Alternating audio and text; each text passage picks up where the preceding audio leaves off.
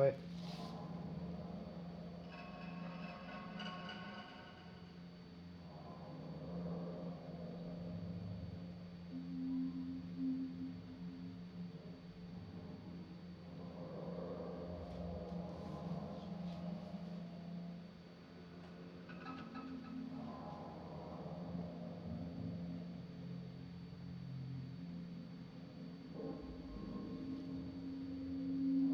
La télé, c'est bon.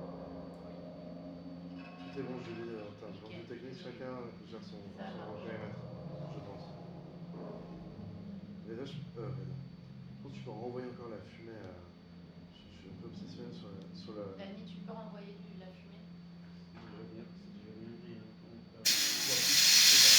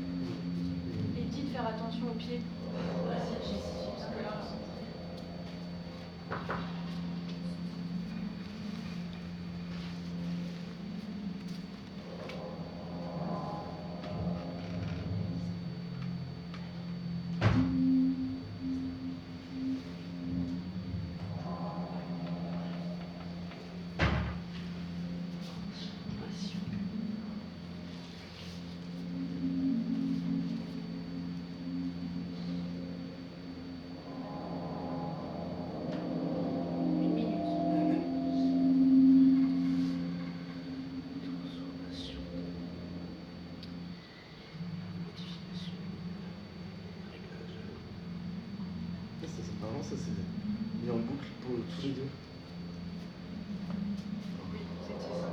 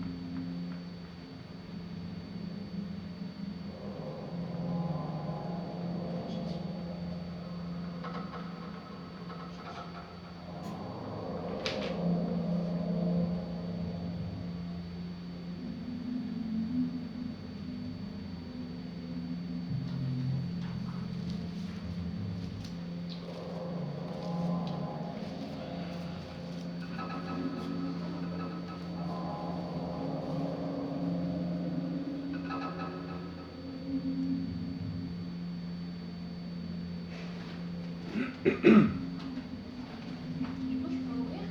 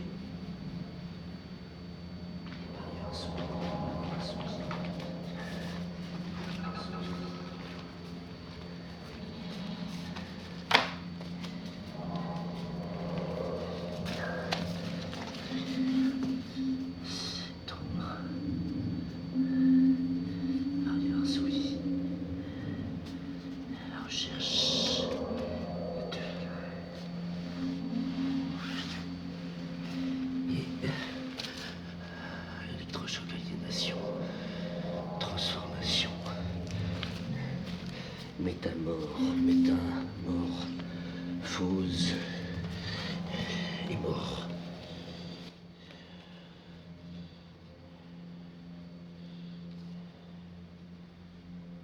Le théâtre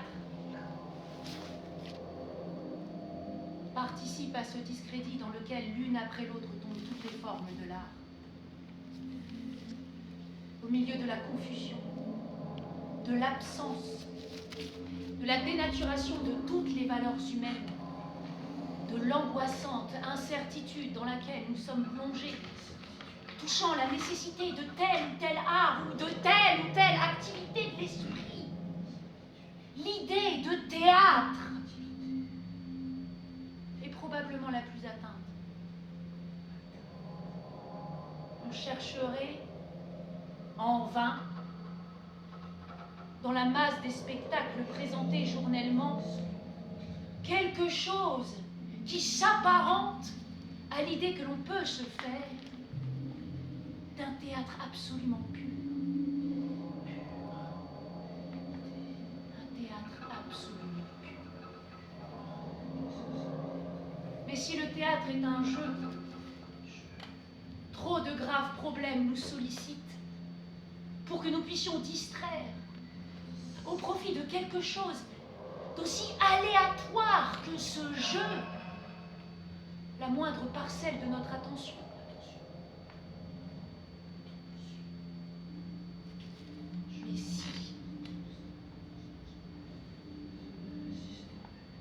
Mais si le théâtre n'est pas un jeu, s'il est une réalité véritable, par quel moyen lui rendre ce rang de réalité? Faire de chaque spectacle une sorte d'événement. Tel est le problème que nous avons à résoudre.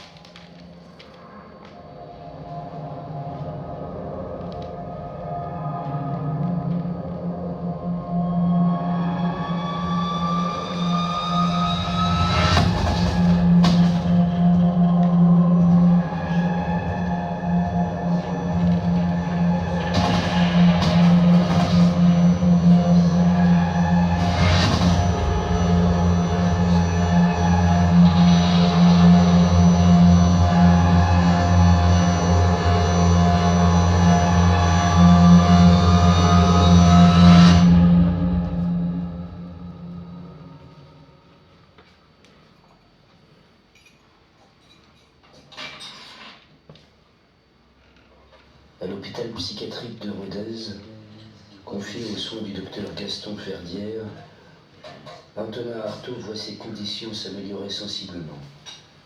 Ici, Ici, je me je sens me revenu à la vie. écrit-il à Michel Léris le 24 septembre 1943. Une semaine plus tôt, il a recommencé à signer ses lettres. Antonin Artaud. De la même façon qu'il réclame à ses correspondants de l'opium ou de l'héroïne à haute dose, pour laver son organisme des abjections infectes et autres immondes manœuvres érotiques auxquelles se livre sur son corps des hordes de témoins.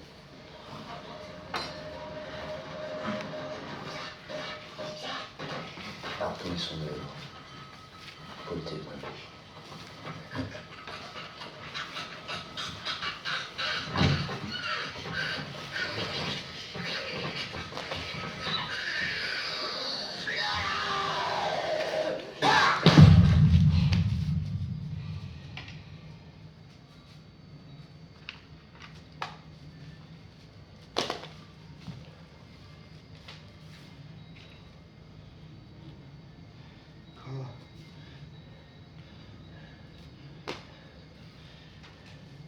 Éclair, radiation des 5 sagesses brille sur moi. Puisse-t-il advenir que n'étant ni terrifié, ni horrifié, je sache les reconnaître comme venant de moi-même.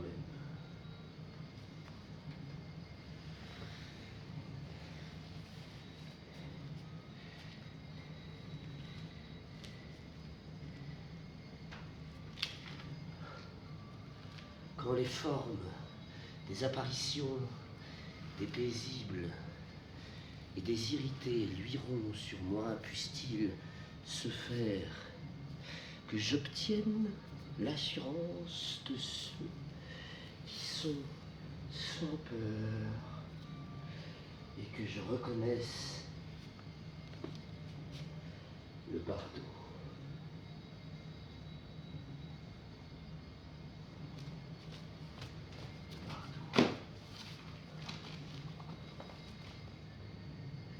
Les asiles d'aliénés sont des réceptacles de magie noire conscients et prémédités. C'est fait exprès. C'est créé dans le but. Les asiles sont créés dans le but de créer les aliénés. Ils le font exprès. Ils les ont fait pour ça. Les asiles d'aliénés sont des réceptacles de magie noire conscients et prémédités. Et ce n'est pas seulement que les médecins favorisent la magie par leur thérapeutique intempestive et hybride, c'est qu'ils en font. Ils font de la magie noire. S'il n'y avait pas eu de médecin, il n'y aurait jamais eu de malade. Pas de squelette de mort, malade à charcuter, dépiauté, éviscéré, analysé, disséqué, rebooté, recollé.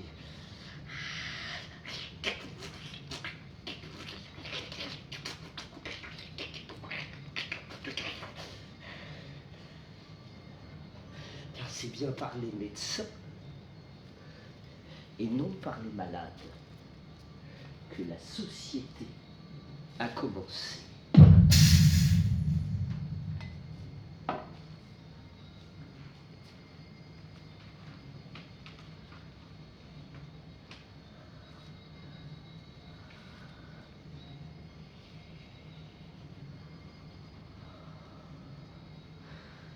Ceux qui vivent des morts. Des morts. Combien, lesquels? Jusqu'où? Combien de temps? Jusqu'à quel point? Où c'est? Il faut aussi que la mort vive. Et il n'y a rien comme un asile d'aliénés pour couver doucement la mort et tenir en couveuse des morts.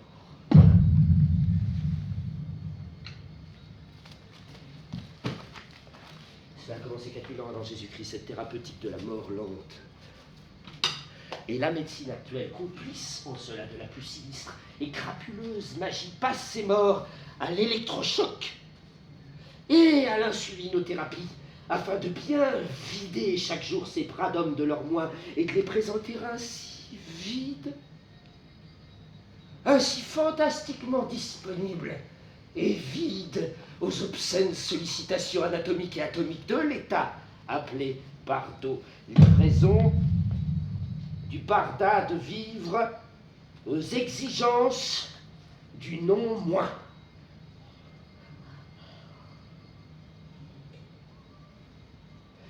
Le bardo, c'est l'affre de la mort dans lequel le moi tombe en flaque.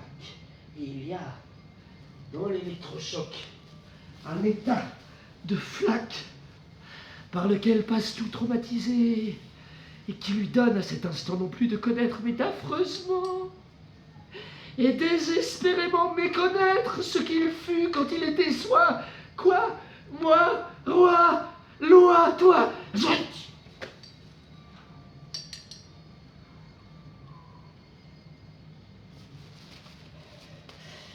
et ça, j'y suis passé. Et je l'oublierai pas. C'est ainsi que l'électrochoc, comme le bardo, crée des larves. Il fait de tous les états pulvérisés du patient, de tous les faits de son passé, des larves inutilisables pour le présent et qui ne cessent plus d'assiéger le présent. Or, je le répète, le bardo, c'est la mort. Et la mort n'est qu'un état de magie noire qui n'existait pas il n'y a pas si longtemps. Créer ainsi artificiellement la mort, c'est favoriser un reflux du néant qui n'a jamais profité à personne, mais dont certains profiteurs prédestinés de l'homme se repaissent depuis longtemps. En fait, depuis un certain point, Du temps. Lequel?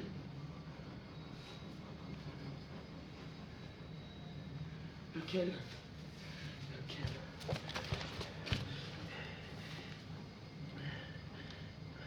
Chloral. Non. C'est avant, c'est avant. C'est avant. Colette. Avant la transformation, avant l'aliénation. Avant le milieu, avant la première, et après l'électrochoc, donc. Celui où il fallut choisir. Choisir entre renoncer à être homme ou devenir un aliéné évident. Mais quelle garantie les aliénés évidents de ce monde ont-ils d'être soignés par d'authentiques vivants?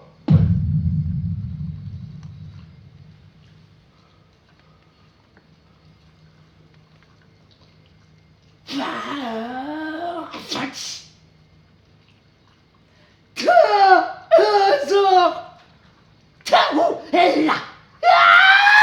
Où est là? Tara! Il est là! Qu'est-ce que j'ai dit? J'ai dit ça.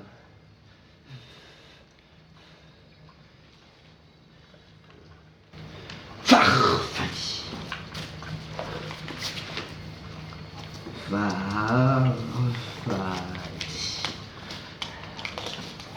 Ta. Azor.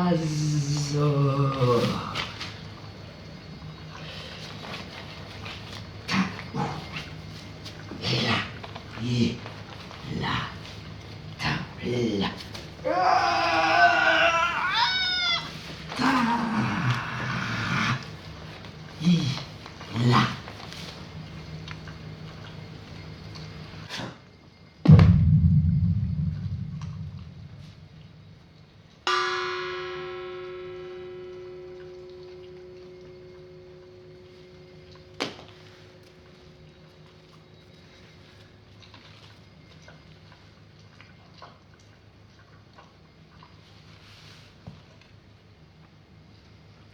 Ça sent la mer,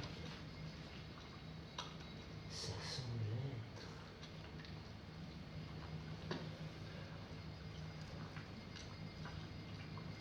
L'homme aurait très bien pu ne pas chier,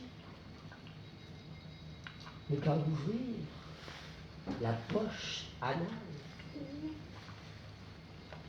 Et il a choisi de chier.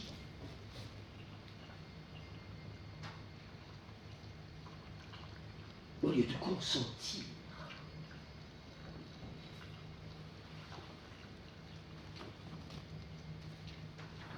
à vivre mort.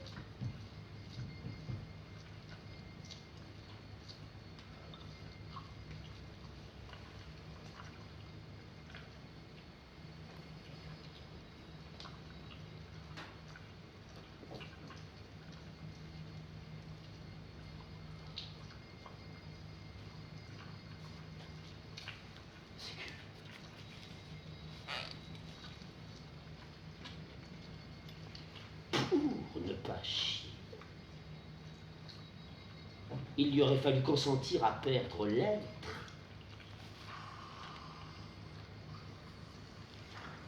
Mais il n'a pas pu se résoudre à perdre l'être, c'est-à-dire à mourir vivant. Il y a dans l'être quelque chose de particulièrement tentant pour l'homme.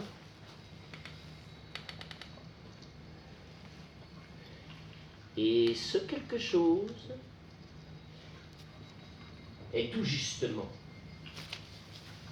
le caca.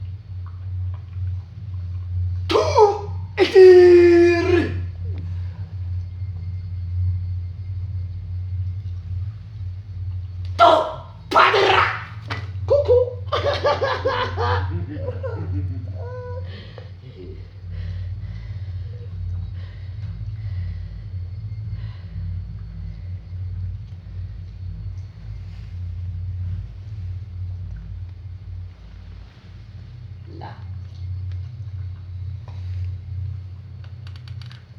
l'homme s'est retiré. Et il a fui. Oh.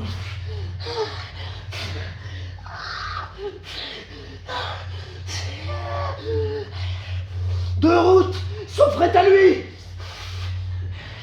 Celle de l'infini dehors, celle de l'infime dedans. Et il a choisi l'infime dedans.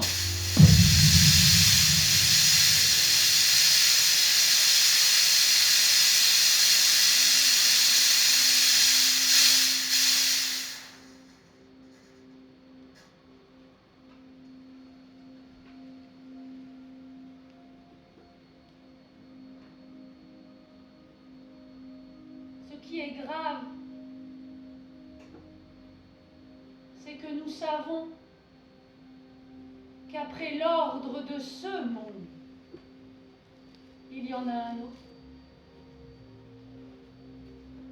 Quel est-il? Nous ne le savons pas. Le nombre et l'ordre des suppositions possibles dans ce domaine est justement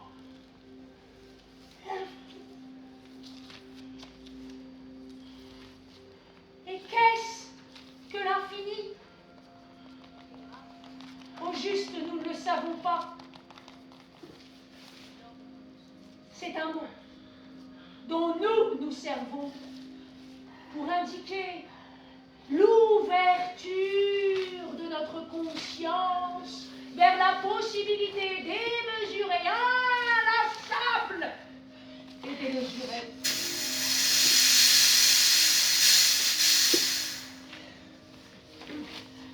Qu'est-ce au juste que la conscience?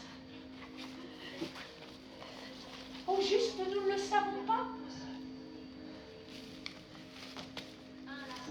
C'est le néant. Un néant dont nous nous servons pour indiquer quand nous ne savons pas quelque chose. De quel côté nous ne le savons pas. Et alors, nous disons conscience, du côté de la conscience. Mais il y a 100 000 autres côtés, 100 000 autres. Et alors?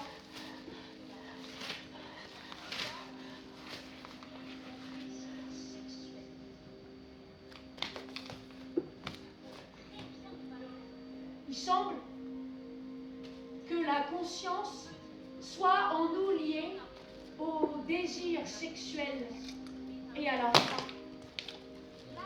Mais elle pourrait très bien ne pas leur être liée.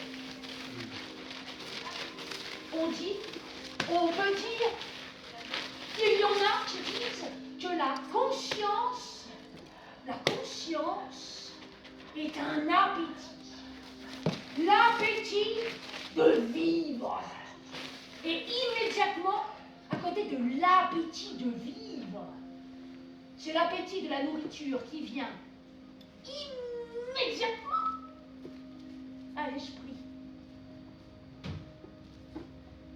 Comme si il n'y avait pas des gens qui mangent sans aucune espèce d'appétit et qui ont faim.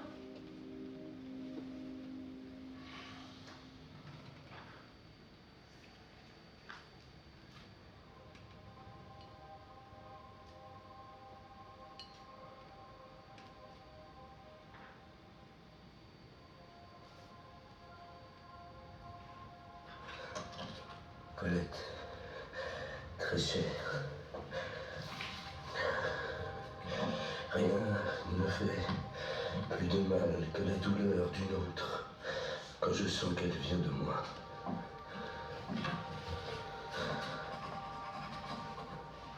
Je vous ai vu cette nuit avoir les cheveux blancs à force de souffrir de moi. Colette.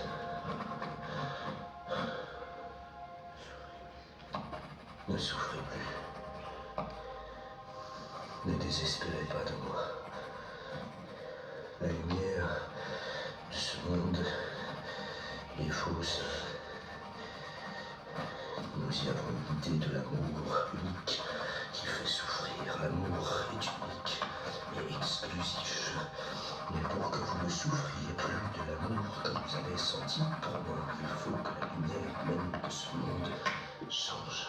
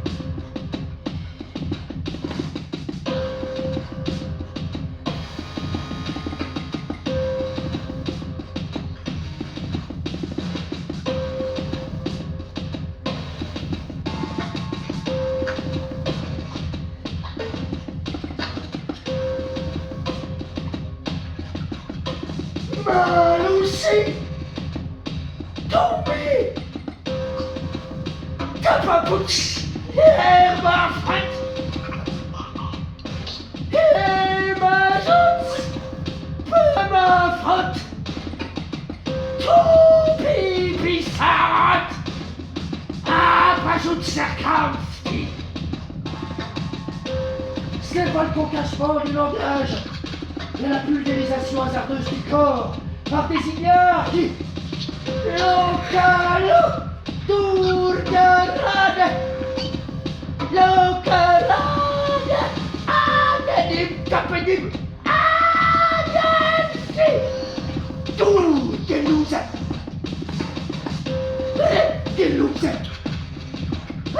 Delusa,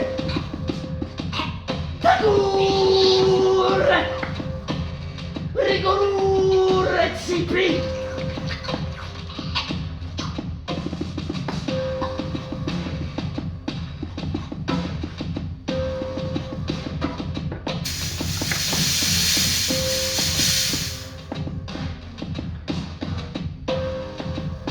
Pas d'esprit, pas d'âme, pas de cœur,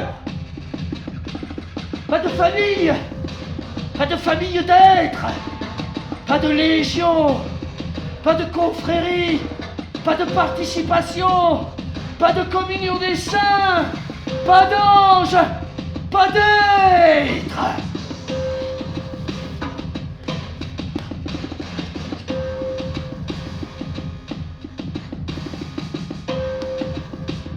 Pas de dialectique, pas de logique, pas de syllogistique, pas d'ontologie, pas de règles, pas de règlement, pas de loi, pas d'univers, pas de conception, pas de notion,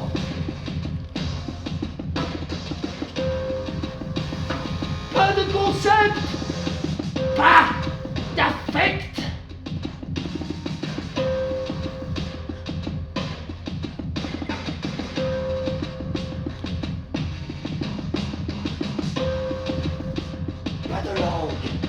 Pas de muette, pas de clotte, pas de glande, pas de corps thyroïde, pas d'organes, pas d'os, pas de veine, pas de nerfs, pas de cerveau, pas de moelle.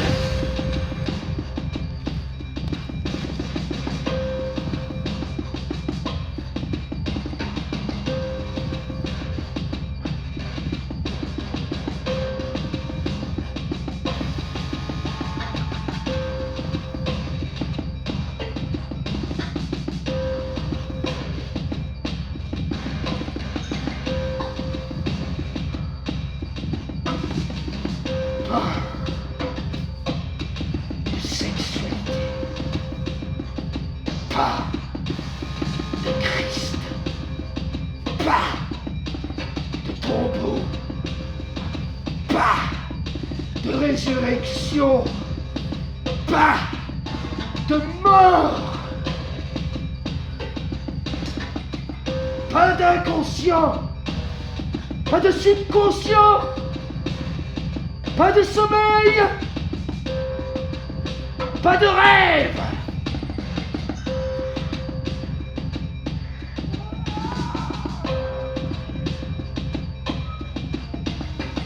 Pas de race, pas de genre, mâle ou femelle, pas de faculté, pas de principe, pas d'attribut, pas d'acte, pas de fait.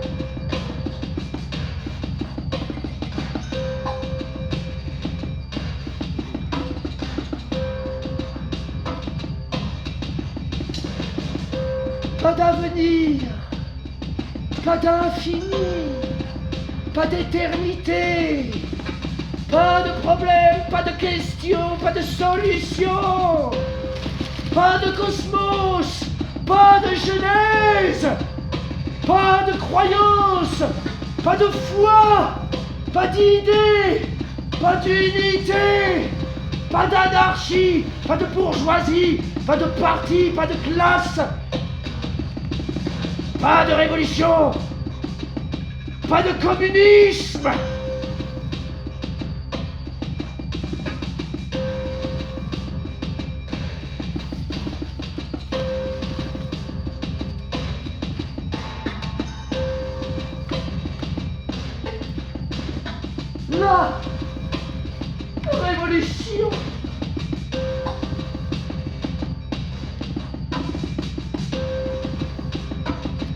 l'anarchie, la nuit, la logomachie, lo che tengo tu, su poubelle, là.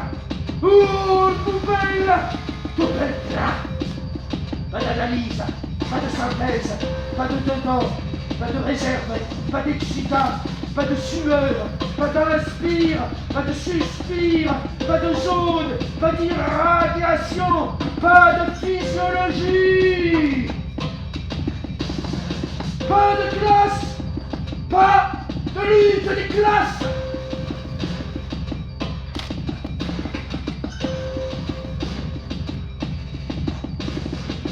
La révolution. Pas d'organisme, pas de psychologie.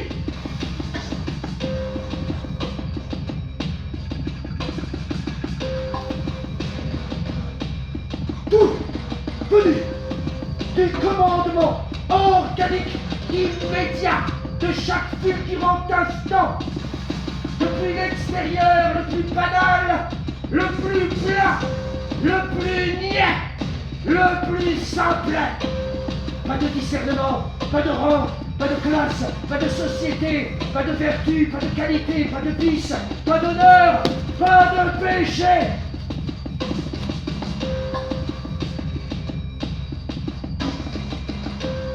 Pas de valeur, pas d'amour, pas de haine, pas de sentiment du corps.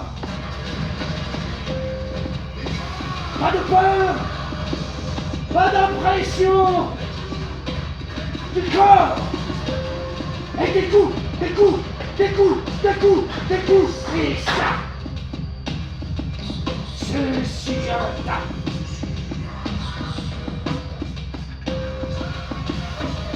La muraille de la cruauté et de la douleur.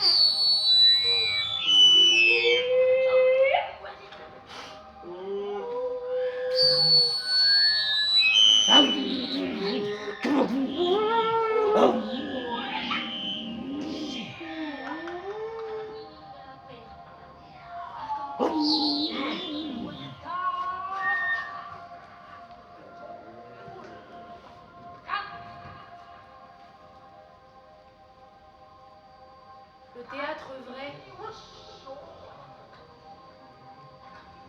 m'est toujours apparu comme l'exercice d'un acte dangereux et terrible.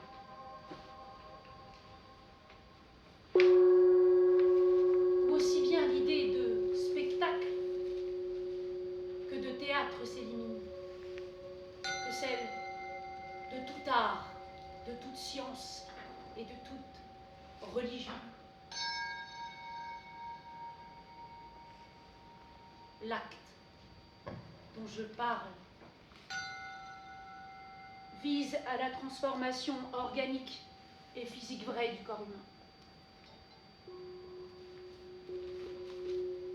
Pourquoi?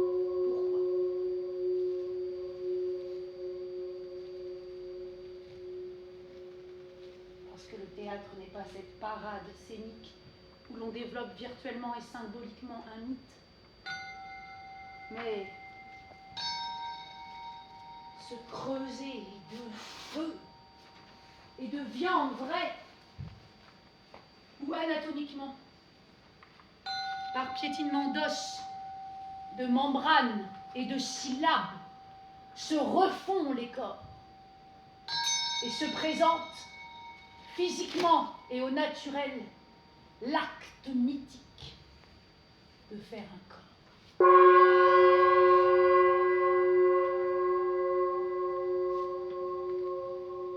Nous vivons dans un monde dont très peu, mais dont certains, un certain nombre, ont envie de sortir et de changer.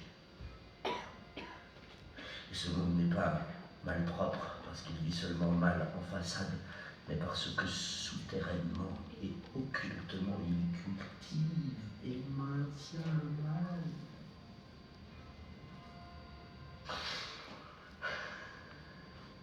Le mauvais esprit est une goule aussi matérielle et aussi sûre que les méduses de la mer.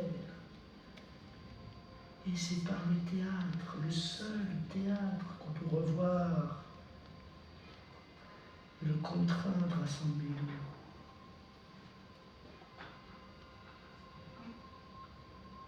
Le timbre a des volumes, des masses de souffle et de ton qui forcent la vie à sortir de ses repères et à se libérer surtout de ce soi-disant au-delà qu'elle nous cache, qui n'est pas dans l'astral, mais ici. Il n'y a pas d'astral. L'astral n'est que le dépotoir miteux de tout ce que la conscience n'a pu être. Et où serait-on avant et après être lorsqu'il n'y a ni genèse ni mort et qu'on ne meurt pas en réalité? Et la mort, je l'ai déjà dit, n'est qu'un état de magie noire qui n'existait pas il n'y a pas si longtemps. Erdo gartema, no gratina, erto gela.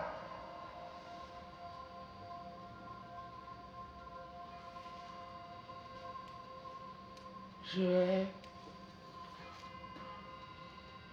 et abjecte, en lâche,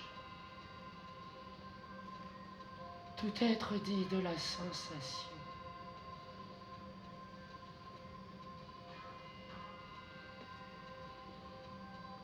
Je hais et abjecte, en lâche, tout être qui ne veut être qu'être et ne veut pas vivre pour travailler. J'aime mieux travailler que me sentir vivre.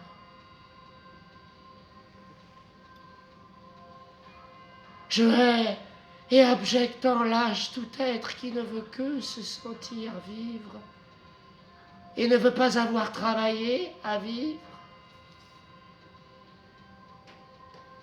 Je hais et abjecte en lâche tout être qui accepte d'avoir été fait et ne veut pas s'être refait, c'est-à-dire qui accepte l'idée d'un Dieu créateur aux origines de son être comme à celle de sa pensée, Je hais et abject, en lâche. Tout être qui accepte de ne pas s'être fait et qui accepte et reconnaît l'idée d'une nature matrice comme moule de son corps déjà fait. Je n'accepte pas de n'avoir pas fait mon corps moi-même. Et je hais et abjecte en lâche tout être qui accepte de vivre sans auparavant s'être refait.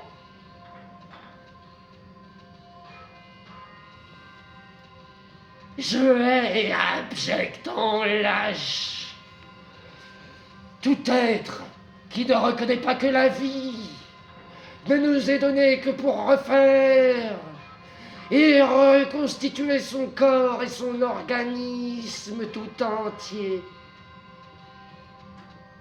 Je hais et abjecte en lâche tout être qui ne reconnaît pas un organisme autoritaire aux origines de son être, personnel, propre, comme à celle de son corps tout entier.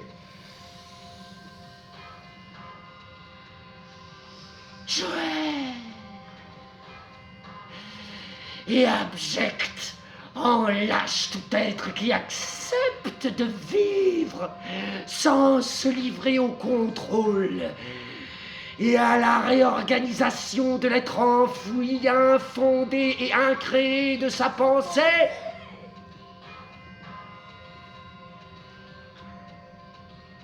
Je hais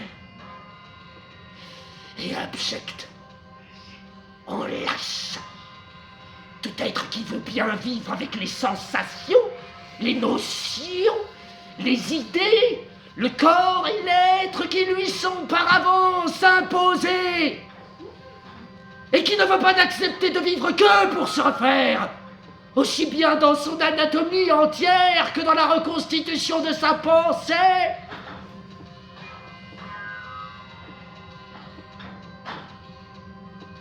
Je hais et abjecte en lâche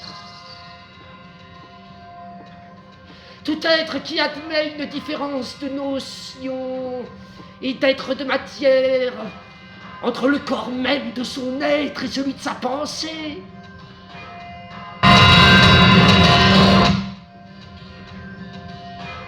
Je hais et abjecte en lâche tout être qui admet une différence de perception quelconque entre l'être de son être et celui de sa pensée. Je hais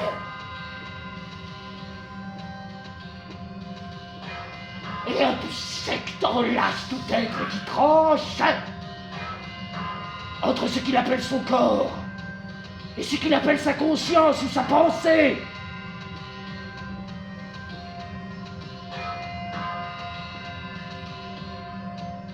Je hais et abjecte en lâche tout être qui admet par avance de se fondre, soit un jour, soit tout de suite, dans l'esprit de la totalité.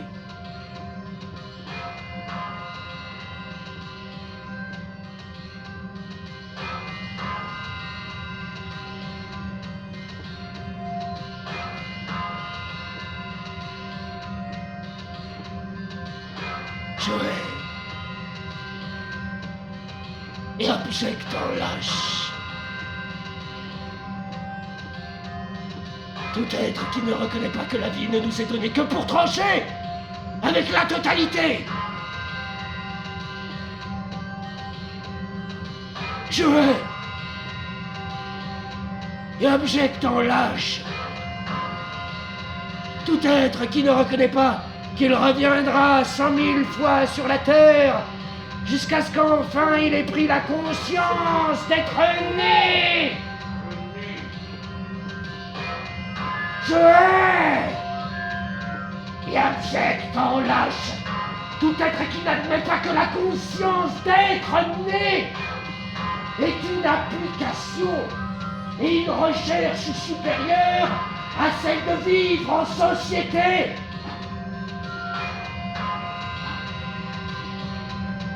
Je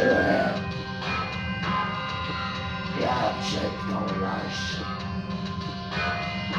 Tout être qui n'admet pas qu'il lui est donné d'être pour vérifier sur lui-même la valeur de la vie dans un être faible. Je et abject en lâche. Tout être qui ne veut pas consacrer sa vie entière au contrôle et à la recherche exclusive de la valeur du souffle fait.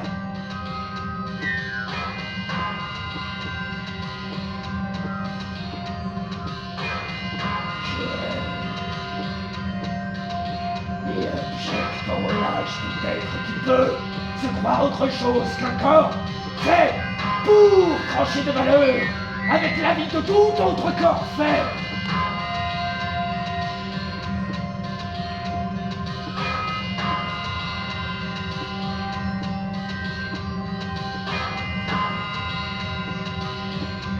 Je hais et abject en lâche toute sensation qui ne conduirait pas à se mettre à la porte de l'être, à mettre l'être à la porte d'un monde qui n'est pas encore commencé et qui, après quelques semaines de vide, a la prétention de se croire mort.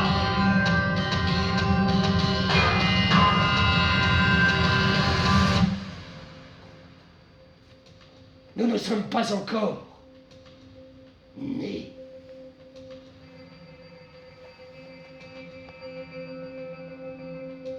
Nous ne sommes pas encore au monde.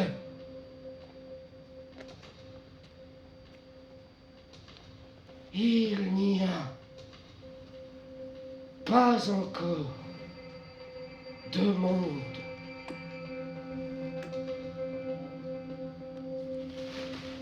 Les choses ne sont pas encore faites.